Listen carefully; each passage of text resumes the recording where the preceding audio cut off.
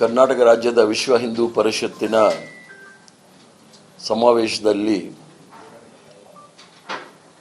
ಪೇಜಾವರ ಸ್ವಾಮೀಜಿಗಳು ತಮ್ಮ ಭಾಷಣದಲ್ಲಿ ಕೆಲವು ಗಂಭೀರವಾದ ವಿಚಾರಗಳನ್ನು ಪ್ರಸ್ತಾಪ ಮಾಡಿದ್ದಾರೆ. ಅದರಲ್ಲೂ ಸಹ ಅವರ ಭಾಷಣದಲ್ಲಿ ನಾವು 75 ವರ್ಷಗಳ ಸ್ವಾತಂತ್ರ್ಯೋತ್ಸವವನ್ನು ಸಂಭ್ರಮಿಸ್ತಾ ಇದ್ದೇವೆ, ನಮಗೆ ನಿಜವಾಗ್ಲೂ ಸ್ವಾತಂತ್ರ್ಯ ಸಿಕ್ಕಿದೆಯಾ ಅನ್ನೋ ಒಂದು ಪ್ರಶ್ನೆಯನ್ನು ಸಹ ಅವರು ಹಾಕಿರ್ತಕ್ಕಂಥದ್ದು ನೋಡಿದಾಗ ಅವರ ಮನಸ್ಥಿತಿ ಯಾವ ರೀತಿ ಇದೆ ಅನ್ನೋದು ನಾವೆಲ್ಲರೂ ಸಹ ನೋಡಬೇಕಾಗುತ್ತೆ. ಆದರೂ ಸಹ ಅದರಲ್ಲಿ ಮತ್ತೊಂದು ಸಹ ಹೇಳಿದ್ದಾರೆ, ಸ್ವತಂತ್ರ ಬರೋದಕ್ಕಿಂತ ಮೊದಲು ಈ ರಾಷ್ಟ್ರ ಹಿಂದೂ ರಾಷ್ಟ್ರವಾಗಿತ್ತು, ಸ್ವತಂತ್ರ ಬಂದ ನಂತರ ಜಾತ್ಯತೀತ ರಾಷ್ಟ್ರವಾಗಿದೆ. ಜಾತ್ಯತೀತ ರಾಷ್ಟ್ರವಾದ ನಂತರ ಯಾವ ರೀತಿಯಲ್ಲಿ ಸಂವಿಧಾನ ಅವರನ್ನು ಗೌರವ ಕಾಣ್ತಾ ಇದೆ ಅನ್ನೋದನ್ನು ಸಹ ಒಂದು ಪ್ರಶ್ನೆಯನ್ನು ಹಾಕಿರ್ತಕ್ಕಂಥದ್ದು ನೋಡಿದಾಗ, ಸ್ವಾತಂತ್ರ್ಯ ಪೂರ್ವದಲ್ಲಿ ಈ ದೇಶದಲ್ಲಿ ಸುಮಾರು 580 ರಾಜ ಮಹಾರಾಜರಿದ್ದರು. ಅದರಲ್ಲಿ ಕ್ಷತ್ರಿಯರು, ಬ್ರಾಹ್ಮಣರು, ಅಲ್ಪಸಂಖ್ಯಾತರು ಎಲ್ಲರೂ ಸಹ ರಾಜ ಮಹಾರಾಜರಿದ್ದಂಥ ಈ ದೇಶವನ್ನು ಒಂದು ಮಾಡಿ, ಮಹಾತ್ಮ ಗಾಂಧಿ ಅವರ ನೇತೃತ್ವದಲ್ಲಿ ಈ ದೇಶನ ಒಂದು ಮಾಡಿ ರಾಷ್ಟ್ರದ ಪರಿಕಲ್ಪನೆಯನ್ನು ಈ ಪ್ರಪಂಚಕ್ಕೆ ತೋರಿಸ್ಕೊಟ್ಟಂಥ ಕಾಂಗ್ರೆಸ್ ಪಕ್ಷ ಆ ಸಂದರ್ಭದಲ್ಲಿ ಬಹಳ ಮಹತ್ವವಾದ ಪವಿತ್ರವಾದ ಸಂವಿಧಾನವನ್ನು ಈ ರಾಷ್ಟ್ರಕ್ಕೆ ಕೊಟ್ಟಿದ್ದಾರೆ. ಸ್ವಾಮೀಜಿಗಳು ಮಾತಾಡೋ ಸಂದರ್ಭದಲ್ಲಿ ಅವರಿಗೆ ಗೌರವ ಸಿಗ್ತಕ್ಕಂಥ ಸಂವಿಧಾನ ಬೇಕು ಅಂತ ಹೇಳಿ ಪ್ರಸ್ತಾಪ ಮಾಡಿದ್ದಾರೆ. ನಮ್ಮ ರಾಷ್ಟ್ರದಲ್ಲಿ ಇರ್ತಕ್ಕಂಥ ಏನು ಸಂವಿಧಾನ ನಾಳೆ 75 ವರ್ಷಗಳ ಪೂರ್ಣ ಮಾಡಿ 76ನೇ ವರ್ಷಕ್ಕೆ ನಾವು ಕಾಲಿಡ್ತಾ ಇದ್ದೀವಿ. ಯಾರೂ ಸಹ ಸಂವಿಧಾನದಿಂದ ಅತೀತರಲ್ಲ. ರಾಷ್ಟ್ರಪತಿಗಳು ಸಹ ಸಂವಿಧಾನದ ಮೇಲಿಲ್ಲ, ಅವರು ಸಹ ಅತೀತರಲ್ಲ ಸಂವಿಧಾನದಿಂದ. ಎಲ್ಲರೂ ಸಹ ಸಂವಿಧಾನದ ಅಡಿಯಲ್ಲಿ ನಾವು 75 ವರ್ಷಗಳ ಕಾಲ ಅನ್ಯೋನ್ಯವಾಗಿ ಬಾಳಿರ್ತಕ್ಕಂಥದ್ದು, ಅಭಿವೃದ್ಧಿಯನ್ನು ಸಹ ನಾವು ನೋಡಿರ್ತಕ್ಕಂಥದ್ದು ಬಹಳ ಸ್ಪಷ್ಟವಾಗಿ ಕಾಣ್ತಾ ಇದೆ. ಸಂವಿಧಾನ ಅಂತಕ್ಕಂಥದ್ದು ಎಲ್ಲ ಧರ್ಮ, ಎಲ್ಲ ಜಾತಿ, ಎಲ್ಲ ಪಂಗಡ, ಎಲ್ಲ ಭಾಷೆ ಎಲ್ಲವೂ ಸಹ ಗೌರವ ಕೊಟ್ಟಿರ್ತಕ್ಕಂಥ ಬಹಳ ಪವಿತ್ರವಾದ ಅತಿ ದೊಡ್ಡ ಸಂವಿಧಾನ ಮತ್ತು ಇಡೀ ಪ್ರಪಂಚದಲ್ಲಿ ಅತಿ ದೊಡ್ಡ ಪ್ರಜಾಪ್ರಭುತ್ವ ರಾಷ್ಟ್ರದಲ್ಲಿ ಸಂವಿಧಾನ ಎಲ್ಲರನ್ನೂ ಸಹ ಗೌರವ ಕಾಣ್ತಾ ಇದೆ.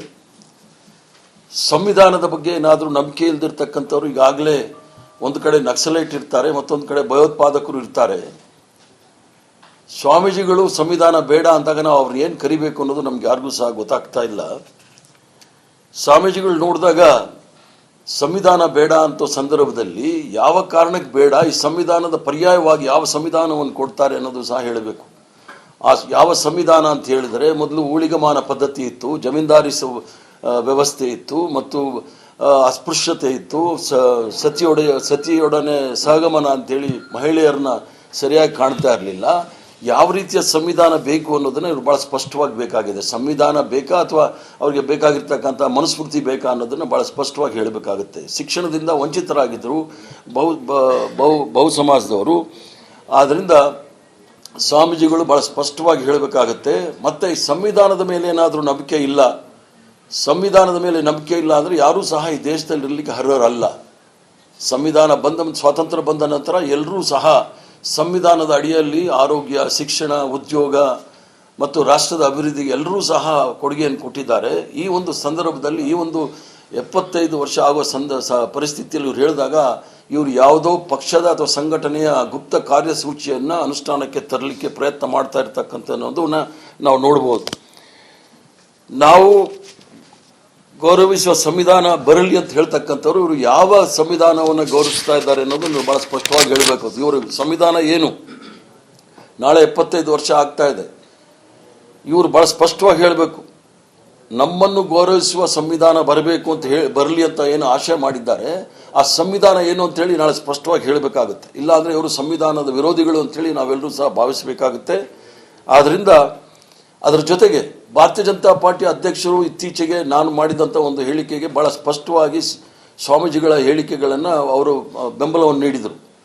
ಭಾರತೀಯ ಜನತಾ ಪಾರ್ಟಿ ಮತ್ತು ಭಾರತೀಯ ಜನತಾ ಪಾರ್ಟಿ ಅಧ್ಯಕ್ಷರು ಭಾಳ ಸ್ಪಷ್ಟವಾಗಿ ಹೇಳಬೇಕಾಗುತ್ತೆ, ಸ್ವಾಮೀಜಿಗಳ ನಿಲುವಿಗೆ ಅವ್ರಿಗೆ ಬೆಂಬಲ ಇದೆಯಾ ಇಲ್ವಾ, ಈ ಸಂವಿಧಾನದಲ್ಲಿ ಅವ್ರಿಗೆ ನಂಬಿಕೆ ಇದೆಯಾ ಇಲ್ವಾ ಅನ್ನೋದನ್ನು ಭಾಳ ಸ್ಪಷ್ಟವಾಗಿ ಭಾರತೀಯ ಜನತಾ ಪಾರ್ಟಿ ಅಧ್ಯಕ್ಷರು ಮತ್ತು ಭಾರತೀಯ ಜನತಾ ಪಾರ್ಟಿಯ ನಾಯಕರು ಹೇಳಬೇಕಾಗುತ್ತೆ.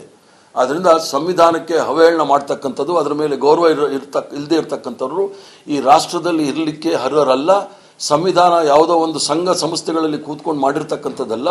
ಸುಮಾರು 65-70 ವರ್ಷಗಳ ಕಾಲ 1857ನೇ ಇಸ್ವಿಯ ನಂತರ ಸ್ವತಂತ್ರ ಹೋರಾಟದಲ್ಲಿ ನಿರಂತರವಾಗಿ ಹೋರಾಟದ ಮೂಲಕ ಬ್ರಿಟಿಷರ ವಿರುದ್ಧ ಹೋರಾಟ ಮಾಡಿ, ಎಲ್ಲ ಪಟ್ಟಭದ್ರ ಇತರ ಶಕ್ತಿಗಳ ವಿರುದ್ಧ ಹೋರಾಟ ಮಾಡಿ ಸಂವಿಧಾನವನ್ನು ರಚನೆ ಮಾಡಿ ನಮಗೆ ನಾವೇ ಅರ್ಪಿಸ್ಕೊಂಡಿರ್ತಕ್ಕಂಥದ್ದು ಸಂವಿಧಾನ. ಅದು ಸರಿ ಇಲ್ಲ ಅಂತ ಹೇಳಿದವರು ಈ ದೇಶದಲ್ಲಿ ಇರಲಿಕ್ಕೆ ಅರ್ಹರಲ್ಲ ಅನ್ನೋದು ನನ್ನ ಭಾವನೆ.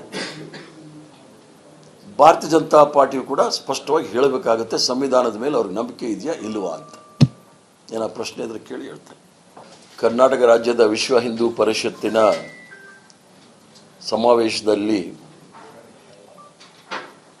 ಪೇಜಾವರ ಸ್ವಾಮೀಜಿಗಳು ತಮ್ಮ ಭಾಷಣದಲ್ಲಿ ಕೆಲವು ಗಂಭೀರವಾದ ವಿಚಾರಗಳನ್ನು ಪ್ರಸ್ತಾಪ ಮಾಡಿದ್ದಾರೆ. ಅದರಲ್ಲೂ ಸಹ ಅವರ ಭಾಷಣದಲ್ಲಿ ನಾವು 75 ವರ್ಷಗಳ ಸ್ವಾತಂತ್ರ್ಯೋತ್ಸವವನ್ನು ಸಂಭ್ರಮಿಸ್ತಾ ಇದ್ದೇವೆ, ನಮಗೆ ನಿಜವಾಗ್ಲೂ ಸ್ವಾತಂತ್ರ್ಯ ಸಿಕ್ಕಿದೆಯಾ ಅನ್ನೋ ಒಂದು ಪ್ರಶ್ನೆಯನ್ನು ಸಹ ಅವ್ರು ಹಾಕಿರ್ತಕ್ಕಂಥದ್ದು ನೋಡಿದಾಗ ಅವರ ಮನಸ್ಥಿತಿ ಯಾವ ರೀತಿ ಇದೆ ಅನ್ನೋದು ನಾವೆಲ್ಲರೂ ಸಹ ನೋಡಬೇಕಾಗುತ್ತೆ. ಆದರೂ ಸಹ ಅದರಲ್ಲಿ ಮತ್ತೊಂದು ಸಹ ಹೇಳಿದ್ದಾರೆ, ಸ್ವತಂತ್ರ ಬರೋದಕ್ಕಿಂತ ಮೊದಲು ಈ ರಾಷ್ಟ್ರ ಹಿಂದೂ ರಾಷ್ಟ್ರವಾಗಿತ್ತು, ಸ್ವತಂತ್ರ ಬಂದ ನಂತರ ಜಾತ್ಯತೀತ ರಾಷ್ಟ್ರವಾಗಿದೆ.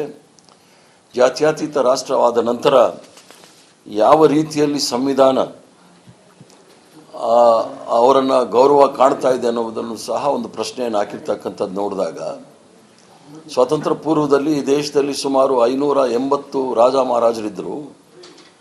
ಅದರಲ್ಲಿ ಕ್ಷತ್ರಿಯರು, ಬ್ರಾಹ್ಮಣರು, ಅಲ್ಪಸಂಖ್ಯಾತರು ಎಲ್ಲರೂ ಸಹ ರಾಜ ಮಹಾರಾಜರಿದ್ದಂಥ ಈ ದೇಶವನ್ನು ಒಂದು ಮಾಡಿ, ಮಹಾತ್ಮ ಗಾಂಧಿಯವರ ನೇತೃತ್ವದಲ್ಲಿ ಈ ದೇಶನ ಒಂದು ಮಾಡಿ ರಾಷ್ಟ್ರದ ಪರಿಕಲ್ಪನೆಯನ್ನು ಈ ಪ್ರಪಂಚಕ್ಕೆ ತೋರಿಸ್ಕೊಟ್ಟಂಥ ಕಾಂಗ್ರೆಸ್ ಪಕ್ಷ ಆ ಸಂದರ್ಭದಲ್ಲಿ ಬಹಳ ಮಹತ್ವವಾದ ಪವಿತ್ರವಾದ ಸಂವಿಧಾನವನ್ನು ಈ ರಾಷ್ಟ್ರಕ್ಕೆ ಕೊಟ್ಟಿದ್ದಾರೆ. ಸ್ವಾಮೀಜಿಗಳು ಮಾತಾಡೋ ಸಂದರ್ಭದಲ್ಲಿ ಅವರಿಗೆ ಗೌರವ ಸಿಗ್ತಕ್ಕಂಥ ಸಂವಿಧಾನ ಬೇಕು ಅಂತ ಹೇಳಿ ಪ್ರಸ್ತಾಪ ಮಾಡಿದ್ದಾರೆ.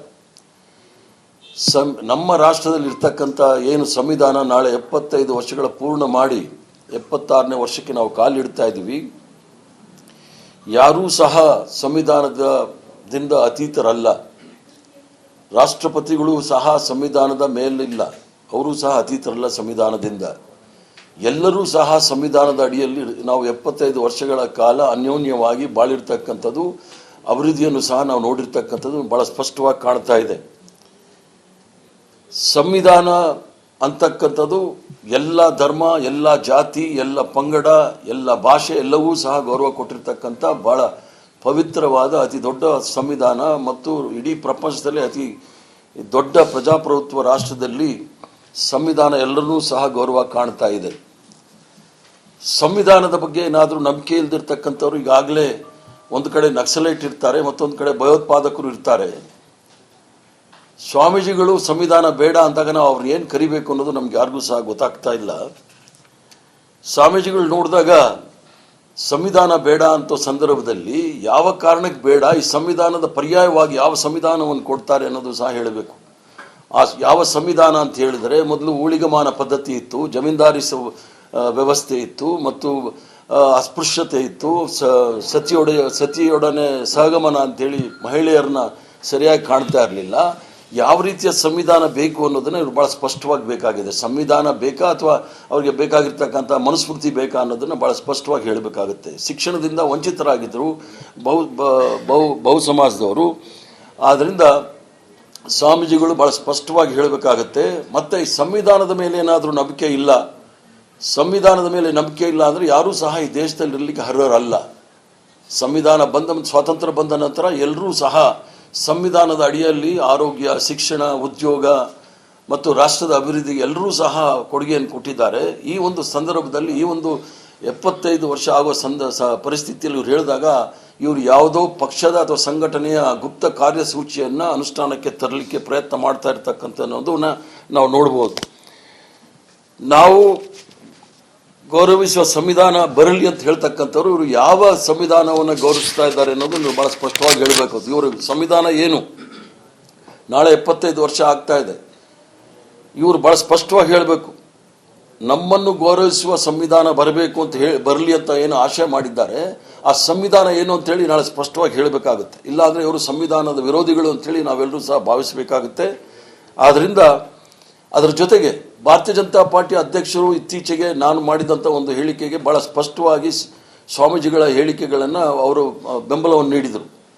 ಭಾರತೀಯ ಜನತಾ ಪಾರ್ಟಿ ಮತ್ತು ಭಾರತೀಯ ಜನತಾ ಪಾರ್ಟಿ ಅಧ್ಯಕ್ಷರು ಭಾಳ ಸ್ಪಷ್ಟವಾಗಿ ಹೇಳಬೇಕಾಗುತ್ತೆ, ಸ್ವಾಮೀಜಿಗಳ ನಿಲುವಿಗೆ ಅವ್ರಿಗೆ ಬೆಂಬಲ ಇದೆಯಾ ಇಲ್ವಾ, ಈ ಸಂವಿಧಾನದಲ್ಲಿ ಅವ್ರಿಗೆ ನಂಬಿಕೆ ಇದೆಯಾ ಇಲ್ವಾ ಅನ್ನೋದನ್ನು ಭಾಳ ಸ್ಪಷ್ಟವಾಗಿ ಭಾರತೀಯ ಜನತಾ ಪಾರ್ಟಿ ಅಧ್ಯಕ್ಷರು ಮತ್ತು ಭಾರತೀಯ ಜನತಾ ಪಾರ್ಟಿಯ ನಾಯಕರು ಹೇಳಬೇಕಾಗುತ್ತೆ. ಆದ್ದರಿಂದ ಸಂವಿಧಾನಕ್ಕೆ ಅವಹೇಳನ ಮಾಡ್ತಕ್ಕಂಥದ್ದು, ಅದರ ಮೇಲೆ ಗೌರವ ಇಲ್ಲದೆ ಇರತಕ್ಕಂಥವ್ರು ಈ ರಾಷ್ಟ್ರದಲ್ಲಿ ಇರಲಿಕ್ಕೆ ಅರ್ಹರಲ್ಲ. ಸಂವಿಧಾನ ಯಾವುದೋ ಒಂದು ಸಂಘ ಸಂಸ್ಥೆಗಳಲ್ಲಿ ಕೂತ್ಕೊಂಡು ಮಾಡಿರ್ತಕ್ಕಂಥದ್ದಲ್ಲ. ಸುಮಾರು 65-70 ವರ್ಷಗಳ ಕಾಲ 1857ನೇ ಇಸ್ವಿಯ ನಂತರ ಸ್ವತಂತ್ರ ಹೋರಾಟದಲ್ಲಿ ನಿರಂತರವಾಗಿ ಹೋರಾಟದ ಮೂಲಕ ಬ್ರಿಟಿಷರ ವಿರುದ್ಧ ಹೋರಾಟ ಮಾಡಿ, ಎಲ್ಲ ಪಟ್ಟಭದ್ರ ಹಿತಾಸಕ್ತಿಗಳ ವಿರುದ್ಧ ಹೋರಾಟ ಮಾಡಿ ಸಂವಿಧಾನವನ್ನು ರಚನೆ ಮಾಡಿ ನಮಗೆ ನಾವೇ ಅರ್ಪಿಸ್ಕೊಂಡಿರ್ತಕ್ಕಂಥದ್ದು ಸಂವಿಧಾನ. ಅದು ಸರಿ ಇಲ್ಲ ಅಂತ ಹೇಳಿದವರು ಈ ದೇಶದಲ್ಲಿ ಇರಲಿಕ್ಕೆ ಅರ್ಹರಲ್ಲ ಅನ್ನೋದು ನನ್ನ ಭಾವನೆ. ಭಾರತೀಯ ಜನತಾ ಪಾರ್ಟಿಯು ಕೂಡ ಸ್ಪಷ್ಟವಾಗಿ ಹೇಳಬೇಕಾಗುತ್ತೆ, ಸಂವಿಧಾನದ ಮೇಲೆ ಅವ್ರಿಗೆ ನಂಬಿಕೆ ಇದೆಯಾ ಇಲ್ವಾ ಅಂತ. ಏನೋ ಪ್ರಶ್ನೆ ಇದ್ರೆ ಕೇಳಿ ಹೇಳ್ತಾರೆ.